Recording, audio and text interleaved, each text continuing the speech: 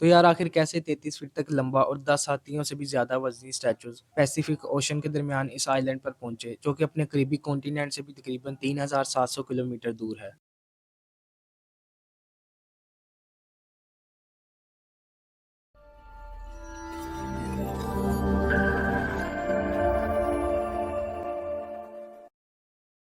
तो यार ये वाकया 1722 का है, जब जैकब नामी एक डच एक्सप्लोरर अपनी एक्सप्लोरिंग जर्नी पर निकला हुआ था। वो south American continental country child से पैसिफिक ओशन में सफर कर रहा था, और काफी लंबा सफर तय करने के बाद फाइनली 5 अप्रैल 1722 को उसने एक आइलैंड देखा, जो कि दूर से देखने पर एक नॉर्मल सा वोल्केनिक आइलैंड मालूम होता था। लेकिन जब वो वहां पर पहुंचा तो वहां पर एक अलग ही दुनिया बात थी। जब वो उस आइलैंड पर उतरा तो उसे देखा वहां पर पहले से कुछ लोग आबाद हैं, जो कि काफी बदहाली का शिकार है और गारों में घर बनाकर रह रहे हैं। वहां के उन मकामी लोगों को बाद में रापा नोई का नाम दिया गया। लेकिन उसने वहां पर कुछ अजीब से चेहरों वाले स्टैचूज देखे, जो कि काफी बड़ी तादाद में वहां पर मौजूद थे। और अपनी जर्नी से वापस जाकर जब उसने बाहर के लोगों को इस आइलैंड के बारे में बताया तो लोगों में इस आइलैंड के बारे में दिलचस्पी बढ़ी, तो उन्होंने यहाँ पर विजिट करना शुरू कर दिया। जब बाहर के लोग इस आइलैंड पर आने लगे तो यहाँ के लोगों में भी बाहर की दुनिया का रुझान बढ़ गया और इन्होंने आपस में मेल जोल शुरू कर दिया। इसके बाद एक बड़ी तादाद में लोगों ने यहाँ पर आना शुरू कर दिया। इसके बाद लोगों ने इन पर रिसर्च की कि आखिर दुनिया के इस हिस्से में ये लोग पहुंचे कैसे, क्योंकि वो जिस दिन उस आइलैंड पर पहुंचा वो ईस्टर संडे था, जो कि यूरोपियन कंट्री में एक फेस्टिवल भी है। इसलिए बाद में उस आइलैंड को ईस्टर्न आइलैंड का नाम दिया गया। तो दोस्तों रिसर्च करने से मालूम हुआ कि ये लोग तकरीबन 8 से 12वीं सदी के दरमियान कहीं आकर इस आइलैंड पर आबाद हुए, लेकिन ये वजह नहीं पता चल सकी कि आखिर वो यहाँ पर करने क्या है। और साथ साथ ये भी मालूम हुआ कि ये लोग एक डेवलप सिविलाइज सोसाइटी के तौर पर यहाँ पर रहा करते थे, और इनकी अपनी एक जुबान और स्क्रिप्ट भी हुआ करती थी, जिसे रोंगो रोंगो कहते हैं। और इनकी अपनी स्क्रिप्ट में बहुत से रिटन इंस्ट्रूमेंट और स्क्रिप्ट वगैरह भी मिली हैं, जो कि लकड़ी के तख्तों पर लिखे हुए हैं। लेकिन हैरानी की बात तो ये है कि इनके अपने लोग ही अपनी लोकल जुबान को नहीं पढ़ सकते, क्योंकि उस वक्त तक इनकी सारी सिविलाइज सोसाइटी तबाह हो चुकी थी। और जब इन स्टैचूज पर रिसर्च की गई तो मालूम हुआ कि ये लोग कबीलों की शक्ल में रहा करते थे, और हर कबीले का अपना एक सरदार हुआ करता था। जब इनका कोई सरदार या बड़ा आदमी मर जाता तो ये उसकी याद में एक स्टैचू बना दिया करते थे, क्योंकि इनका ये बिलीव है कि ये स्टैचू इनको इवल पावर से प्रोटेक्ट करता है और एक स्पिरिचुअल पावर देता है। और इनका ये भी मानना है कि स्टैचू का साइज जितना ज्यादा बड़ा होगा वो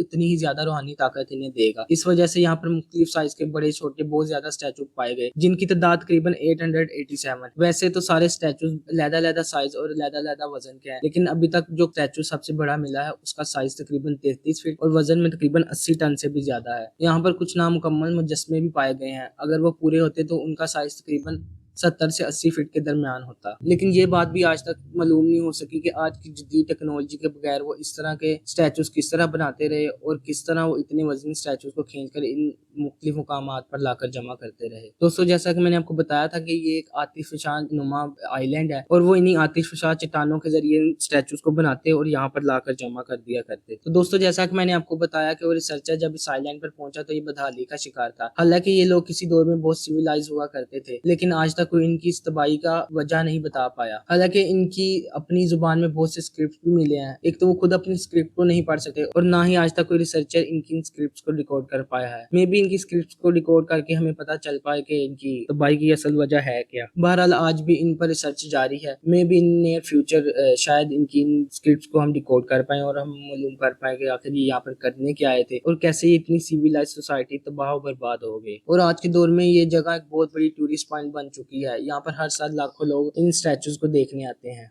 तो दोस्तों आज की वीडियो के लिए बस इतना ही। उम्मीद है कि वीडियो आपको अच्छी लगी होगी। तो मिलते हैं नेक्स्ट वीडियो में।